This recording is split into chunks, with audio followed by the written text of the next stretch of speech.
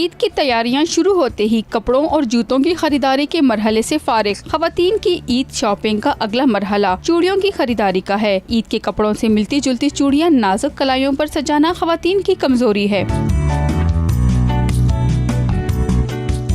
Market में यूँ तो हर तरह की चूड़ियाँ जाज़िबे नजर होती हैं, मगर कांच की चूड़ियों की खनक आज भी दिलकशी का बाइस है। कांच की चूड़ियाँ खरीदने हम आए हैं क्योंकि कांच की चूड़ियाँ हाथों में कनकती हैं, बहुत अच्छी लगती हैं, उसकी आवाज़ भी बहुत अच्छी लगती है और ईद की तैयारी तो उसके बगैर बिल्कुल भी मुकम्मल नहीं होती। ईद के कपड़ों का कलर पिंक है और मैं कांच की चूड़ियाँ खरीदने आई हूँ। खवातीन का कहना है कि ईद पर उनकी तैयारी चूड़ियों की खरीदारी के बगैर अधूरी होती है। दिखने में दिलफरेब और कलाइयों में खनकती कांच की खूबसूरत चूड़ियाँ न सिर्फ फिजा में साज बिखेरती हैं, बल्कि खवातीन के हुस्न को भी चार चांद लगा देती हैं।